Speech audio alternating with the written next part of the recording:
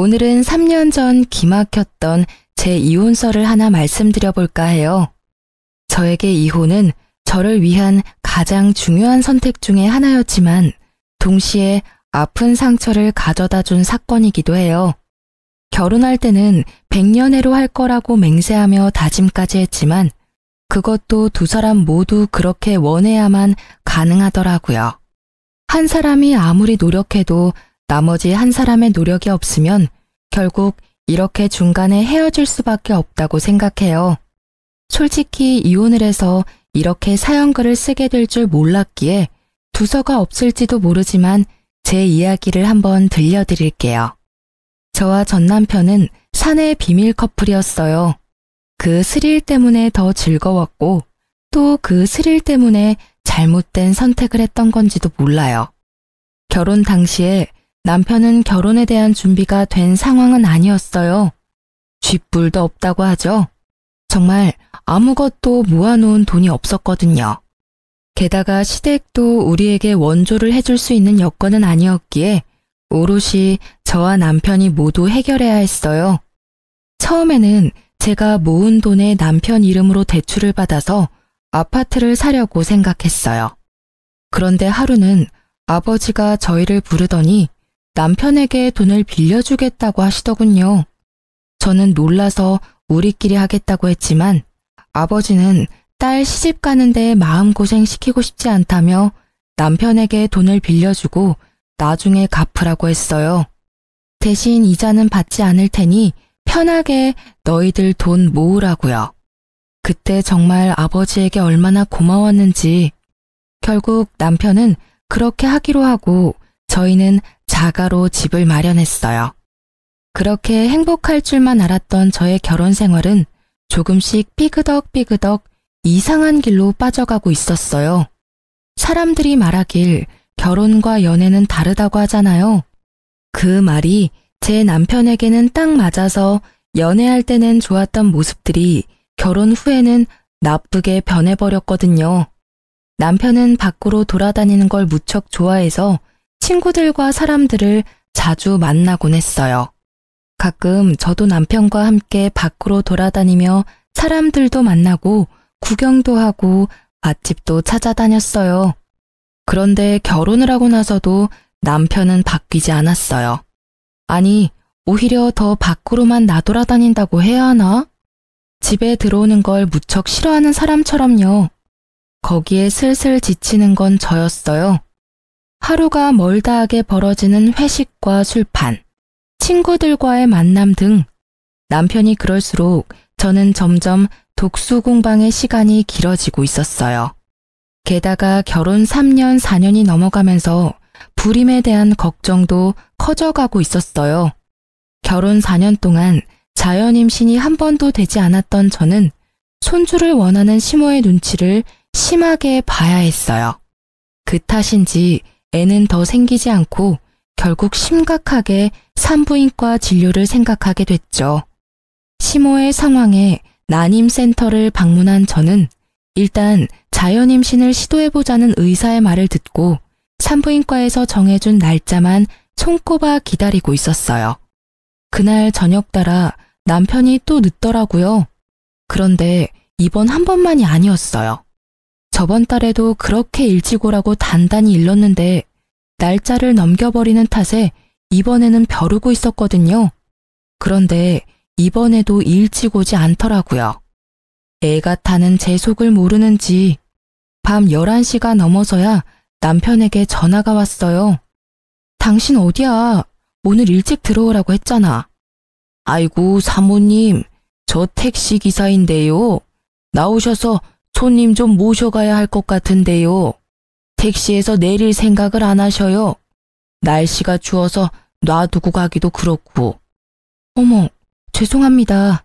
제가 바로 데리러 내려갈게요. 전화를 한 것은 남편이 아니라 택시 기사였어요. 아파트 현관 앞에 서 있는 택시를 보니 어찌나 민망하고 화가 나던지 저는 연신 기사에게 미안하다고 말하며 남편을 데리고 왔어요. 술에 쩔어서 몸을 가누지도 못하는 모습을 보는데 정말 한 대 쥐어받고 싶을 만큼 열이 받더라고요. 게다가 남편을 데리고 집에 들어오는 내내 남편의 옷에서 나는 제 것이 아닌 여자의 향수 냄새와 분 냄새에 겨우 화를 삭히며 집으로 들어왔어요. 밝은 데서 보니 더 선명하게 보여지는 남편의 모습에 저는 눈을 감으며 충격을 감당해야 했어요. 옷깃에 덕지덕지 묻어있는 립스틱에 단정치 못한 옷차림이 딱 봐도 여자를 끼고 놀았던 것 같더라고요. 게다가 남편을 데리고 들어올 때 남편 와이셔츠에서 바스락거리는 소리가 신경이 쓰여서 주머니를 확인했는데 거기에 작은 쪽지가 있었어요. 연락처 하나와 여자 이름이 적혀 있고 옆에는 하트 표시까지 딱 찍혀 있더라고요. 저는 그 연락처를 일단 다른 곳에 베껴 적어두고 남편 코트를 벗겼어요. 그리고 저는 한 번 더 열이 오르는 것을 느껴야 했어요. 양말이 거꾸로 신겨져 있었거든요.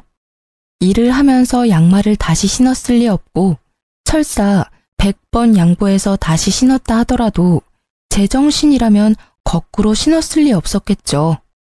차라리 양말이 없었다면 제가 덜 화가 났을지도 몰라요.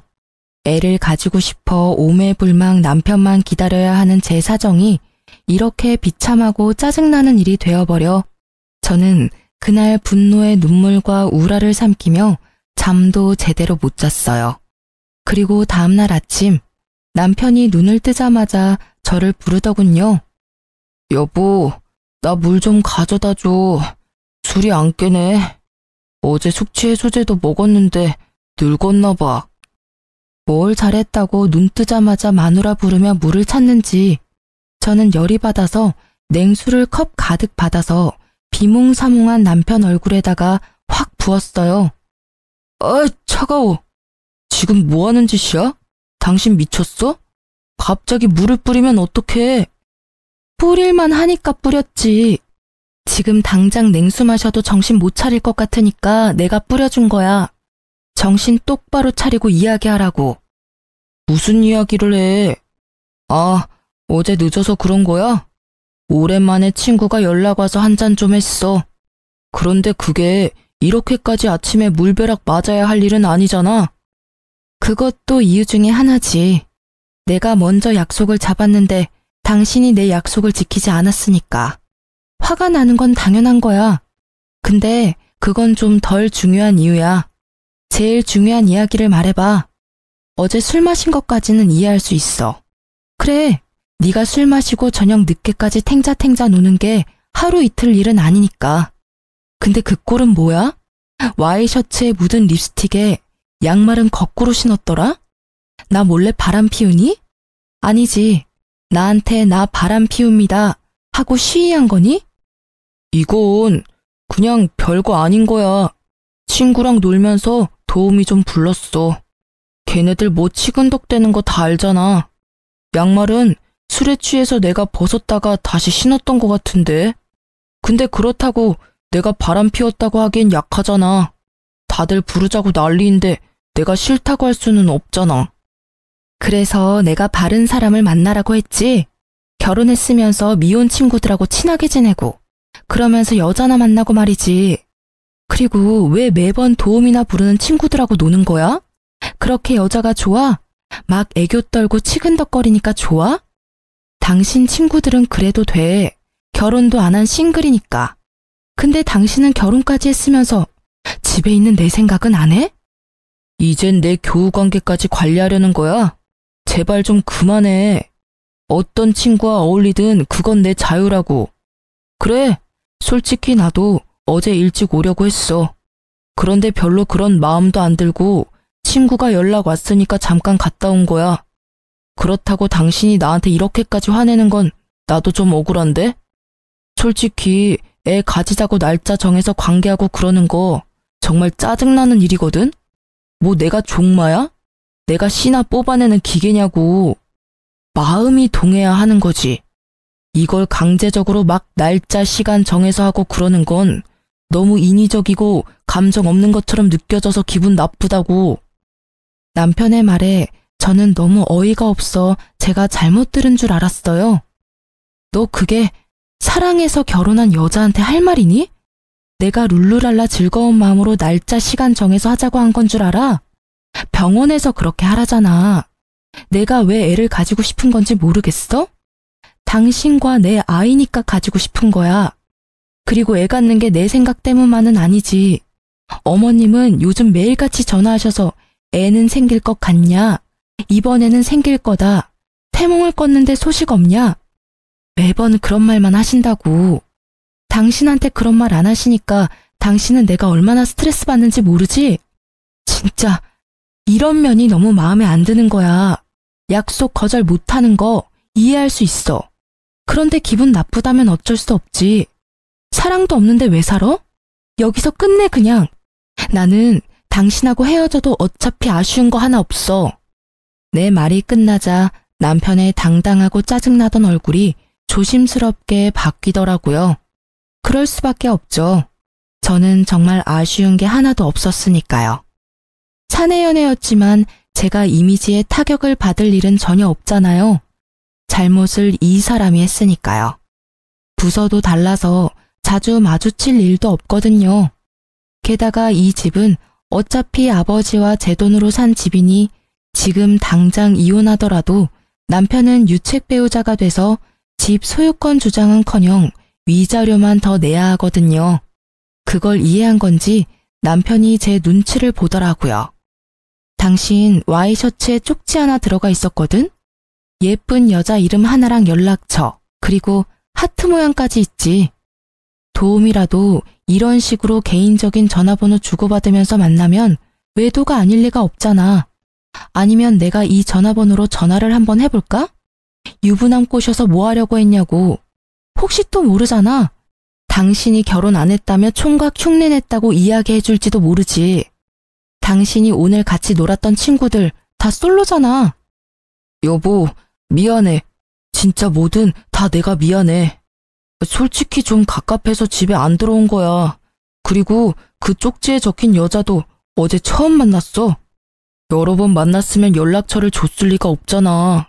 그리고 진짜 아무 일 없었던 건 확실해. 술집에서 나와서 바로 택시 타고 집에 온 거야. 그런 모텔 같은 곳 들릴 시간도 없었다고. 앞으로 절대 이럴 일 없을 테니까 이번만 자기가 이해하고 넘어가줘. 응? 진짜 술 취해서 벌어진 해프닝 같은 일일 뿐이라고. 남편의 구구절절한 변명과 핑계에도 제 화는 가라앉지 않았어요. 왜인지 더 심하게 짜증이 나더라고요. 변명 같은 거 다 필요 없고 우리 애 가지는 거 다시 생각해보자. 이 상태로 애 가져봐야 상처는 애만 받아. 집에 매번 늦게 들어오고 친구랑만 노는 아빠, 육아로 고생하면서 신경질만 느는 엄마. 어느 쪽이건 애한테 좋지 못한 건 맞고 당신 말대로 당신 종마 취급 당하는 건 싫다니 그것도 내가 이해해줄게. 그치만 나도 지금 당장은 당신이랑 즐겁게 살 맞대고 싶은 기분 아니거든?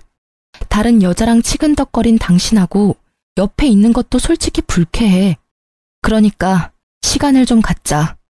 제 말을 들은 남편은 더 이상 아무 말도 하지 않았지만 어느 정도 제 말을 이해하는 것 같더라고요.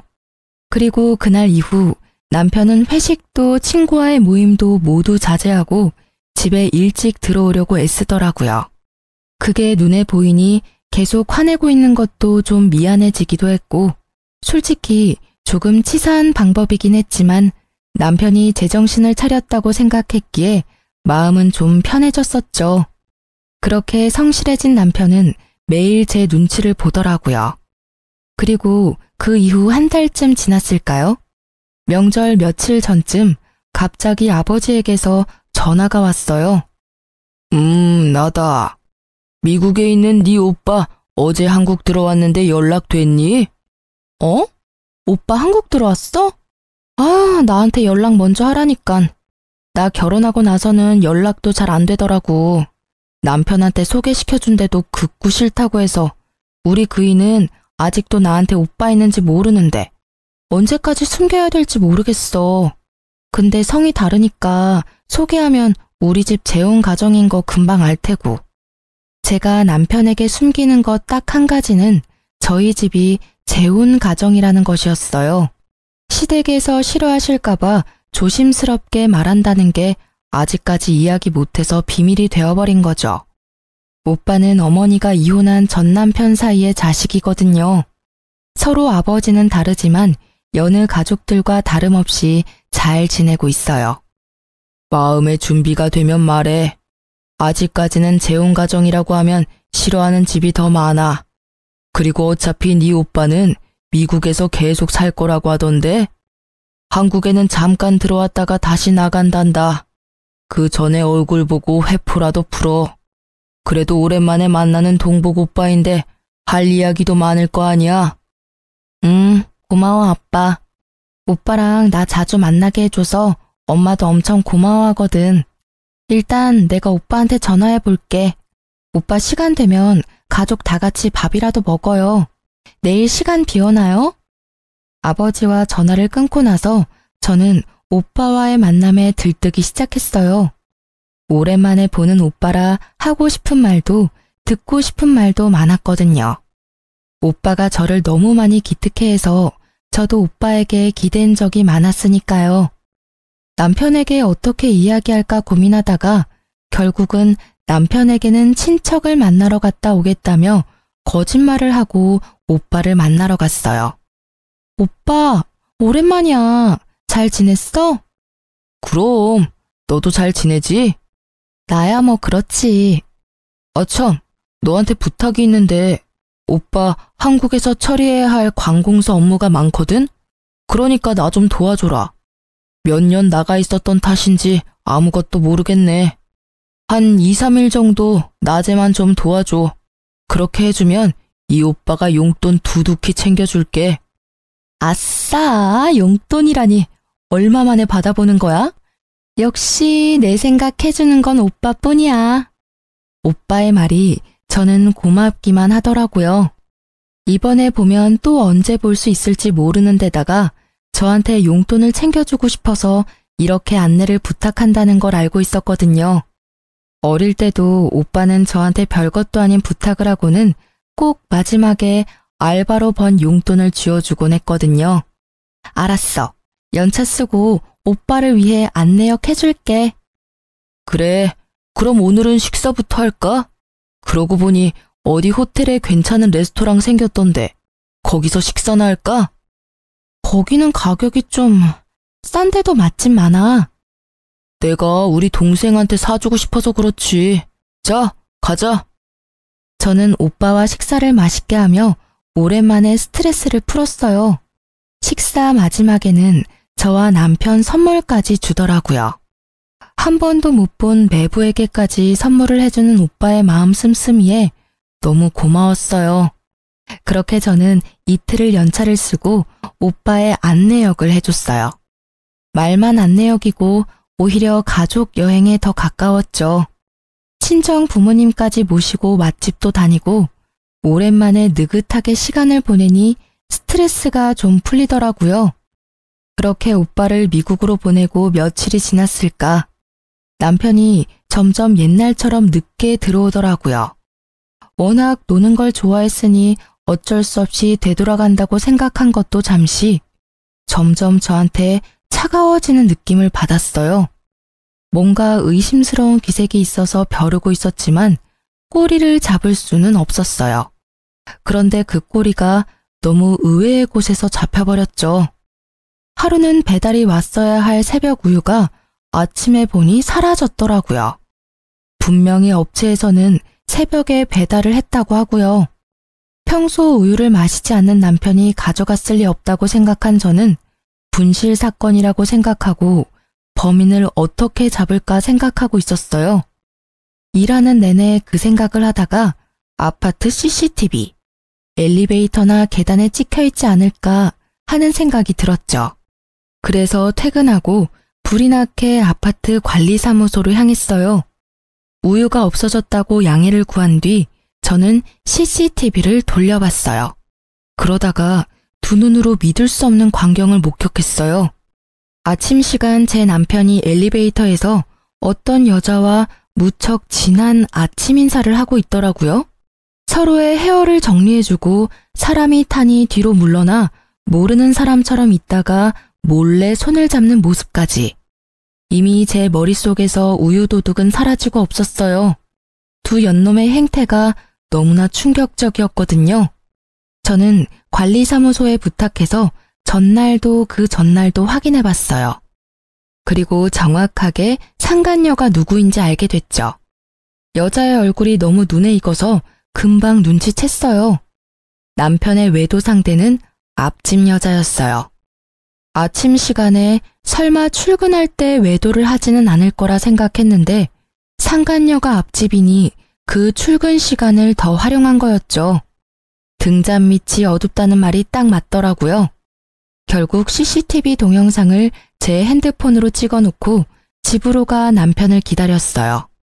역시나 늦더라고요. 저는 밤이 늦어질수록 거실이 아닌 현관에서 남편을 기다렸어요. 계단식 아파트라 앞집이 보이거든요. 둘이 밖에서 만나다가 들어오려면 같이 와야 하니까요. 그렇게 현관문 앞에서 기다리던 제 눈에 두 사람이 나타났어요. 역시 제가 잘못 본 게 아니라는 걸 확인이라도 시켜주듯 두 사람은 손을 잡고 앞까지 걸어오더라고요. 참 대담하기도 하지. 같은 층에 두 사람의 남편과 아내가 있는데도 저렇게 애정 행각을 하다니.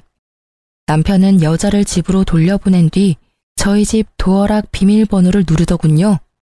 우와씨, 깜짝이야. 여기서 뭐 하는 거야? 남편이 놀랐는지 제게 소리치더라고요.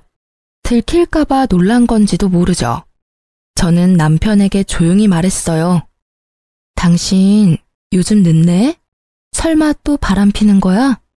제 말에 깜짝 놀랄 줄 알았던 남편이 잠깐 멈칫하더니 심드렁한 표정으로 그냥 소파에 앉더라고요. 그 여유 있는 몸짓에 차분하게 말로 하려던 제 인내심이 뚝 끊겼어요. 그 태도는 뭐야? 내가 묻잖아. 당신 바람 피냐고. 아, 너 의처증이야? 매번 이런 식으로 나 힘들게 하면 기분이 좀 나아져? 친구 만나고 회식하는 거 좀 줄여줬잖아. 그럼 이쯤에서 만족을 좀 해. 어떻게 모든 걸 너한테 맞추면서 살아? 그리고 내가 이 말까지는 안 하려고 했는데 너야말로 바람 피는 거 아니야? 굉장히 당당하네. 당신은 바람 핀 적이 없고 바람은 내가 폈다는 게 당신 주장인 거네. 그런 이야기를 할 만한 근거는 있는 거지? 어디 이야기해봐. 들어는 줄게. 저는 남편이 이렇게 당당한 이유가 정말로 궁금했어요. 화가 나는 것과는 별개로 무엇을 갖고 있길래 저렇게 자신 있어 보이는가 싶었죠. 제 말에 남편은 자켓 안주머니에서 사진 몇 장을 꺼내서 탁자에 던지더라고요. 그 사진을 보는 순간 저는 어이없음과 불쾌함을 동시에 느꼈어요. 이건 뭐야? 너 나 뒷조사한 거야? 네가? 놀랐지? 그럴 줄 알았어. 바람 피우다가 딱 걸리니까 어때? 나한테 이런 쓰레기 같은 취급받으니까 기분 더럽지? 나도 그랬어. 별거 아닌 일로 사람을 쓰레기 취급하고 말이지. 마누라 바람 피는 거 보니 내가 왜 그렇게 애썼나 싶기도 하고 자괴감이 드네. 솔직히 말하면 나를 종마 취급하는 데다 의처증까지 가진 당신이 바람까지 피워준 덕분에 당신은 유책 배우자가 확실해졌어. 반면에 나는 그때 한 번 이후로 별 문제없이 깨끗한 상태잖아. 외도도 하지 않고 얼마나 가정에 충실했는지 알지? 나한테 외도했다고 뭐라 하던 당신이 바람 피는 걸 보니 이제 당신한테 질렸어. 그러니까 우리 이혼하자. 남편이 먼저 던진 이혼 이야기에 저는 터져나오는 실수를 참으며 냉정하게 말했죠. 이게 당신 생각이야? 이 사진 한 장으로 나한테 이혼하자고 말하는 거야? 내가 유책 배우자니까 너한테는 잃는 거보단 얻는 게 많겠네? 당연하지. 너한테 책임이 있으니까. 나한테 위자료 주는 대신에 이 집 넘겨주면 원만히 합의 이혼해줄게. 그럼 여기저기 소문날 일도 없고 깨끗하잖아. 그치? 너 지금 머리 제대로 굴렸네? 정말 화가 미친 듯이 나는데 너무 웃겨. 이 사진 한 장에 나한테 다 뒤집어 씌우겠다? 그런 신박한 생각은 어디서 나오는 거야? 그래, 이혼하자. 네가 이렇게 원하는데 해줘야지 않겠어? 나한테도 뭐 나쁜 일은 아니지. 제가 뜬금없이 웃자 남편 놈은 그제야 어안이 벙벙한 얼굴로 저를 쳐다보더라고요. 이혼하자는데 웃으니 뭔가 잘못됐다는 걸 알아챘지만 제대로 아는 게 하나도 없으니 말도 못하고 쳐다만 보는 거죠. 당신이 이혼 얘기 먼저 꺼냈으니까 나중에 두말하면 안 되는 거 알지? 나는 절대로 이번 이혼 번복 안 할 거니까 그렇게 알고 있으라고. 우와, 상간남이 그렇게 잘해줘? 이혼하자니까 두말 없이 수긍하는 거 봐라. 나보다 당신한테 더 좋은 조건인 거 아니야? 근데 상간남이 당신이랑 결혼해 준대. 그쪽은 그냥 장난이었던 거 아니야? 한때 부부였던 인연으로 내가 말해주는데 와이프랑 이혼할 테니 결혼하자고 하는 놈들 중에 제대로 된 놈들 없어. 너도 곧 버림받게 될걸? 상간남 신경 쓰지 말고 당신이나 이 집에서 나갈 궁리나 해. 필요하면 용달 정도는 불러줄게. 당신 짐 싹 다 챙겨서 나가주면 좋겠어. 이 집은 어차피 내 거야. 이 집 살 때 네 돈 한 푼도 안 들어갔어. 내가 모은 돈이랑 우리 아버지가 당신한테 빌려준 돈으로 산 거지. 이 집 갖고 싶니?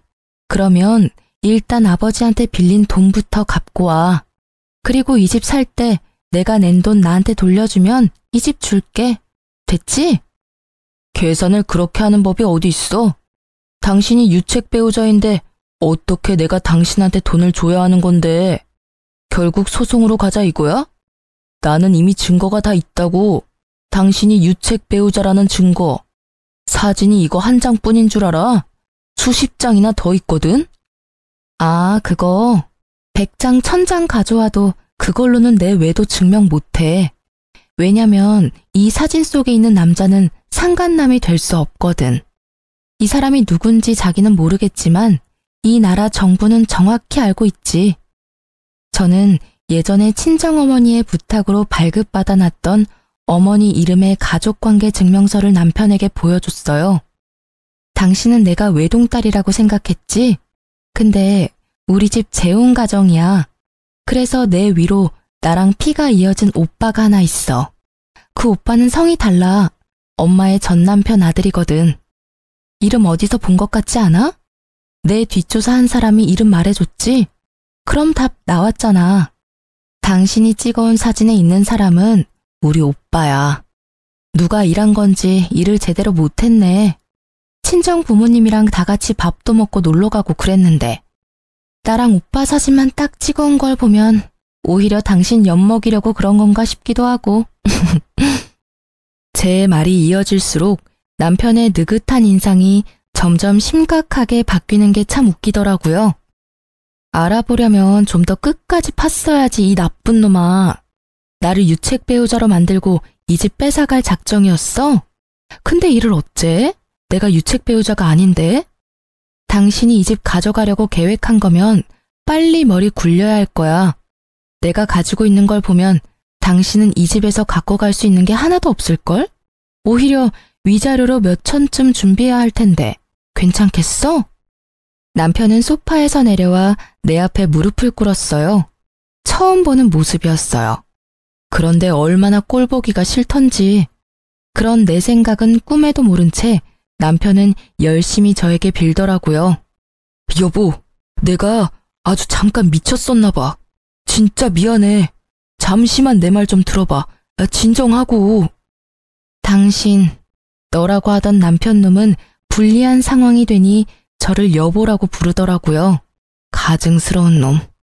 그 모습을 보는데 어찌나 찌질해 보이던지요. 나 지금 지극히 냉정한 상태야. 이보다 더 차분할 수가 없어. 그래, 오늘 이 집에서 나가면 이혼 서류는 시댁으로 보내줄까? 아니지, 앞집으로 보내면 되지 않겠어? 앞집 여자랑 필요 이상으로 친하잖아. 제 물음에 남편 얼굴이 허옇게 질려버리더라고요. 제가 모를 줄 알았나 봐요. 하긴 저도 우유가 아니었으면 영원히 몰랐을 수도 있죠. 역시 앞집 여자 이야기를 꺼냈더니 미안하니 뭐니 변명하려던 남편 입이 꾹 닫혔어요. 그리고는 눈동자만 떼굴떼굴 굴리며 이 상황을 어떻게 빠져나가야 할지 궁리하더라고요. 빠져나갈 구멍을 못 찾게 저는 남편놈 앞에 CCTV를 촬영한 영상을 떡하니 보여줬어요. 그걸 보더니 눈을 딱 감더라고요. 이걸 변명할 수는 없을 테니까요. 안 들킬 거라고 생각했어? 그래, 나도 몰랐을 거야. 설마 아침에 저렇게 대담하게 바람을 필 줄이야? 정말 뒤통수 제대로 맞을 뻔했지. 그런데 오늘 아침에 누가 우유를 딱 가져가는 바람에 도둑 잡으려다 당신 외도 장면 잡은 거야. 누가 가져간 건지 보면 절이라도 해주고 싶네. 동영상 진짜 잘 찍혔지? 손 잡는 거 보니까 아주 죽고 못 살아, 그지? 이걸 보고도 당신이 유책 배우자가 아니라고 할 사람이 있을까? 근데 관리사무실의 CCTV는 보관기간이 며칠이려나 모르겠네. 그거 확인하면 언제부터 바람핀 건지 확인할 수 있을 텐데. 여보, 진짜 미안해. 내가 진짜 다 잘못했어. 저 여자가 나 꼬시는 바람에 내가 넘어가 버린 거야. 진짜로 만난 지 얼마 되지도 않았고 그렇게 깊은 사이도 전혀 아니야. 나는 그냥 잠깐, 아주 잠깐 바람 쐬는 기분으로 만난 것 뿐이라고. 그러니까 제발 이혼만은 안 돼. 내가 미친놈이었어. 그런 말을 왜 꺼냈는지, 어? 나 여기 나가면 갈 곳도 없어. 제발. 남편은 제 치맛자락을 붙잡고는 울며 불며 매달렸어요. 아까 전에 그 기세등등한 당당함은 어딜 간 건지. 완전히 180도 바뀐 그 모습에 저는 그놈의 손을 뿌리쳤어요. 다 필요 없어. 분명히 이혼 번복 없다고 말했어. 지가 바람 펴놓고는 나한테 뒤집어 씌우고 집을 가져가려고 하다니 어떻게 그런 생각을 할 수가 있어? 이 파렴치한 놈. 네 눈에는 내가 돈이니? 애 안 가지려고 할 때부터 알아봐야 했는데 다 끝났어. 그러니까 당신 짐 다 싸서 지금 당장 나가. 안 나가면 앞집에 당신 짐 다 갖다 줘 버릴 거야. 여보, 제발 앞집에는 알리지 마. 부탁이야. 내가 나갈게. 내가 나가면 되잖아. 그렇게 죽고 못 살아? 얼마나 사랑하면 들키지도 못하게 그래? 근데 앞집에 알리고 말고는 내 마음이거든? 여기서 더 내 기분 더럽게 만들면 지금 당장 초인종 누를 거야. 결국 남편은 이후 찍소리도 못하고 필요한 짐만 챙겨서 나갔어요. 저는 남편의 그 모습이 더 짜증났어요. 앞집에 알리지 말라니. 그 정도로 아끼나 싶었지만 아니었어요. 나중에 알고 보니 그 여자를 아껴서 그런 게 아니라 그 여자가 상간녀 소송으로 위자료 지불할 때 자기한테 내달라고 할까봐 그런 거였더라고요. 어디까지 찌질해질 수 있는지. 그리고 나중에 확인을 해봤더니 그날 우유를 가져간 건 어이없게도 남편이었더라고요. 우유를 마시지 않는 남자가 왜 가져갔나 싶었더니 그걸 상간녀에게 줬더라고요. 그때는 자기가 가져갔다고 저한테 이야기할 생각이었다는데 이 멍청한 놈이 그걸 나중에 깜빡하는 바람에 저는 스스로 판도라의 상자를 열어버린 거죠. 그리고 알고 보니 앞집 여자와는 반년 정도 사귄 상태로 생각보다 오랫동안 만남을 이어왔더라고요. 저는 앞집 여자에게도 화가 났어요. 매번 오며 가며 살갑게 인사하곤 했는데 저를 볼 때마다 제 남편과의 만남을 떠올리며 저를 불쌍하고 눈치 없는 여자로 봤을 걸 생각하니 분이 나서 못 참겠더라고요. 그래서 앞집 여자에게도 상간녀 소송을 걸었어요. 남편과의 이혼 소송도 물론 진행했고요. 그렇게 상간녀 소송 걸고 얼마 뒤 누가 우리 집 벨을 누르더라고요. 화면에는 앞집 여자가 서 있었어요. 제가 문을 열어주니 그 여자가 갑자기 저희 집 현관문에 꿇어 앉더라고요. 왜 이러세요? 일어나세요. 아니요, 제가 정말 다 잘못했어요. 잠깐, 아주 잠깐 만난 거예요. 그러니까 제발 소송만 취하해 주시면 안 될까요? 염치 없는 부탁이란 건 잘 알지만 어떻게 좀 선처를... 제가 왜 그래야 하는지 잘 모르겠네요. 소송 취하해 주시면 제가 위자료는 드릴게요. 꼭 드릴 테니까 남편과 아이만이라도 알 수 없게 해주시면, 잘못하면 아이도 남편도 다 잃게 생겼어요. 그러니까 제발 소송만 취하해 주세요. 위자료는 제가 드릴게요. 아, 그러세요? 모두 잃게 생겼구나. 그런데 저도 당신 덕분에 가정과 남편을 잃었어요. 그러니까 그 부분은 그걸로 퉁치죠. 솔직히 바람 필 때 소문날 거 생각 안 한 건 아니잖아요. 그래도 유부남 잘 만나고 다녔으면서 이제 와서 왜 후회를 해요? 후회하지 말고 열심히 즐긴 대가를 받으면 되죠. 제 말에 무릎 꿇고 있던 상간녀가 꿀먹은 벙어리가 되더라고요. 틀린 말은 단 하나도 없었으니까요. 남의 남자 만날 거면 소문날 거 당연히 각오한 거 아닌가요? 이제 더 이상 할 말 없으면 나가보세요. 저는 더 이상 해드릴 말이 없어요. 제가 피해자인데 가해자가 이렇게 피해자 행세를 하고 계시는 것도 이상하고. 뭐? 그렇게 따지면 남편 관리 제대로 못한 당신 탓도 있는 거 아니야? 당신이 남편 잘 붙들고 있었으면 이런 일이 생겼겠어? 잘해주지도 못할 거면서 결혼은 왜 했대? 우리 사이 진짜 별거 아니었고 당신이 못해준 거 내가 해준 것뿐이야. 내가 당신 대신해서 당신 남편 위로해줬으면 당신도 소송 정도는 취하해줘도 되는 거 아니야? 엄청난 궤변을 늘어놓는 여자를 어이없는 눈으로 바라보며 제가 재차 물었어요. 상간녀 소송 취하해주면 내가 얻는 건 뭐죠? 아니, 내가 피해자인데 나한테도 떨어지는 게 있어야 하잖아요. 갑자기 다짜고짜 소송 취하라 그러면 제가 아이고 알겠습니다 하고 해줄 줄 알았어요. 줄 수 있는 거? 그러면 당신 남편 돌려줄게요. 그럼 됐죠? 이 아줌마 말하는 것 좀 봐. 미안한데요. 남이 쓰다 버린 건 저도 필요 없거든요. 왜 굳이 그 쓰레기를 저한테 주려는 건지 모르겠네요.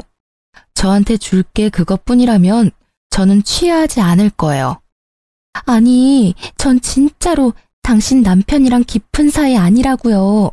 진지한 마음이 요만큼도 없었고 나한테는 남편이 메인이고 그쪽 남편은 사이드 메뉴 정도예요.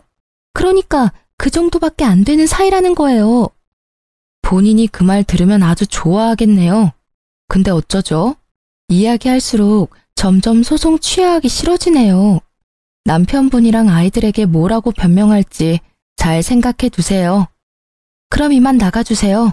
주거 침입으로 신고하기 전에.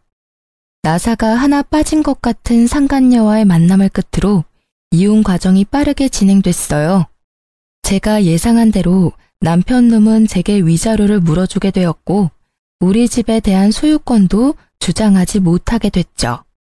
그리고 상간녀 소송에서 상간녀가 저에게 위자료를 지급하라는 판결이 난 뒤 앞집에서는 큰 소리가 자주 나더라고요. 고함 소리와 싸우는 소리, 우는 소리도 나고요. 그리고 얼마 지나지 않아 앞집은 이사를 갔어요. 저는 딱히 이야기한 바가 없는데 아파트에 소문이 났던 것 같아요. 이사 가는 날 상간녀의 모습은 보이지도 않고 상간녀의 남편은 저와 마주치자 고개를 푹 숙이고는 제 얼굴을 보지 않은 채 지나갔어요. 솔직히 상간녀의 남편을 보면서 마음이 편하지만은 않았어요. 제가 소송을 취하했더라면 저 가족은 거짓이더라도 행복을 유지할 수 있었을 텐데 하는 마음도 있었죠. 그렇다고 해서 제가 모든 걸 희생해야 하는 게 당연한 것도 아니잖아요. 정말 외도라는 건 남겨진 사람에게 비참함과 수치스러움을 주는 것 같아요.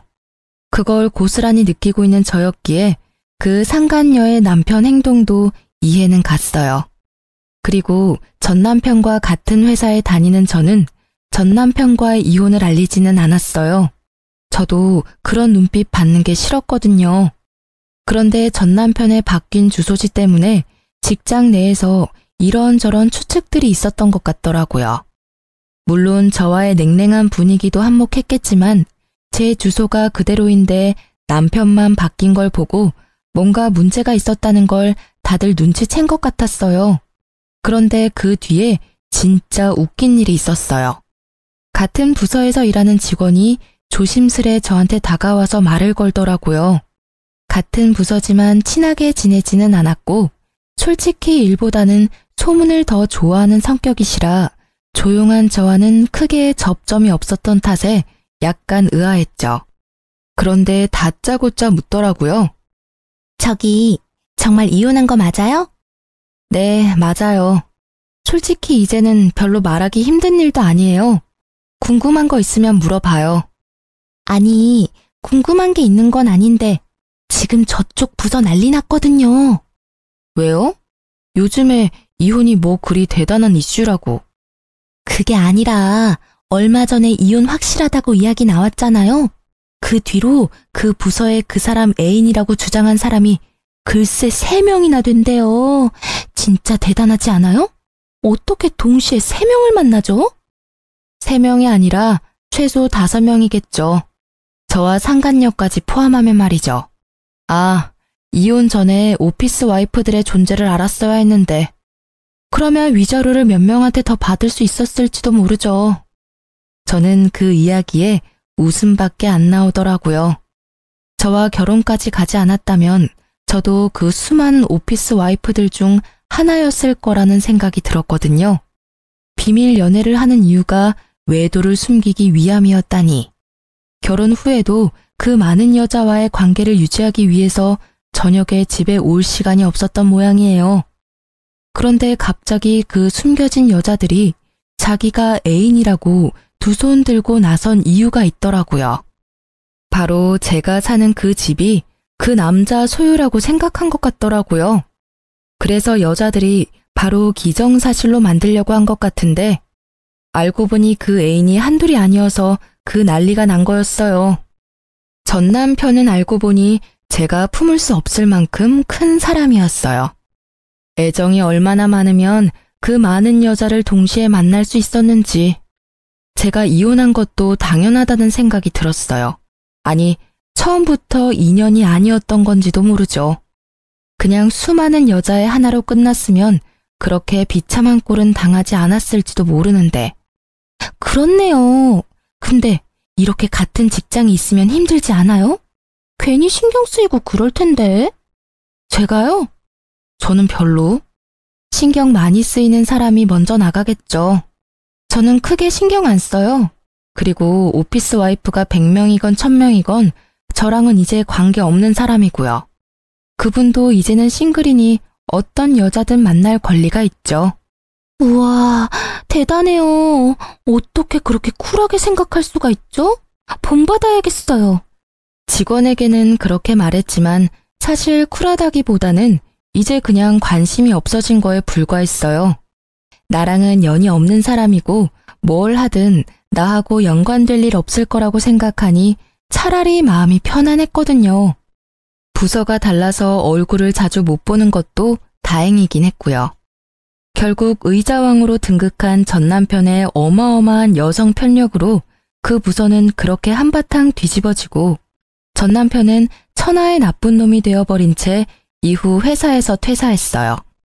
스스로 나간 것으로 되어 있었지만 실제로는 권고 사직이라고 하더라고요.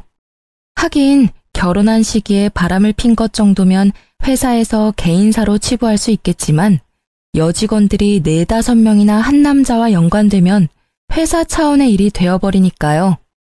그렇게 나가고 어디로 취직했는지 뭘 하고 지내는지는 들은 적 없어요. 다만 자주 만나던 친구들과도 만나지 않는다는 걸 보니 어지간히 경제적으로 힘든 모양이더라고요. 이혼했을 때는 정말 별의별 생각이 다 들었거든요.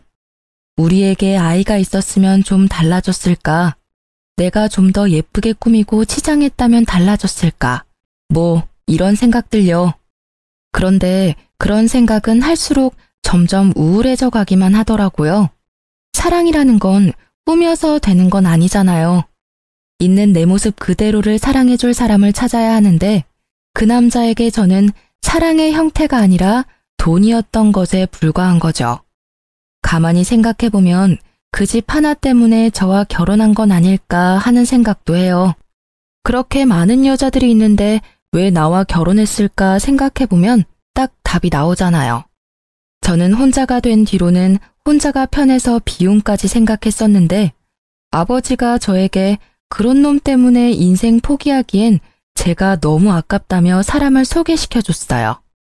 아버지가 잘 아는 사람이라서 믿음이 가기는 했는데 제가 워낙 크게 남자에게 대었던지라 쉽게 마음을 내놓지는 못하겠더라고요. 그렇지만 꾸준하게 저와 연락해주고 저를 최우선으로 생각하고 행동하는 그 사람 모습에 연애 2년을 끝으로 재혼을 하게 됐어요. 결혼하고 나니 더 가정적이고 저를 사랑해줘서 지금은 사랑받는 세댁으로 행복하게 보내고 있답니다. 그리고 여담이지만 만난 지 2년 만에 아이가 생겨서 귀여운 아들 하나 낳고 잘 살고 있는 중이에요. 이렇게 잠든 아이를 바라보면 제가 지금 잘 빠져나왔다는 생각을 하곤 해요. 저처럼 이혼을 해야 하나 말아야 하나 고민하는 분들이 계시다면 다른 것 말고 나 자신부터 생각해 주세요. 그래야 나중에 나를 지킬 수 있거든요. 글로 쓰다 보니 엄청 길어졌네요. 제 글이 누군가에게는 도움이 되었으면 좋겠어요. 다들 읽어주셔서 감사합니다.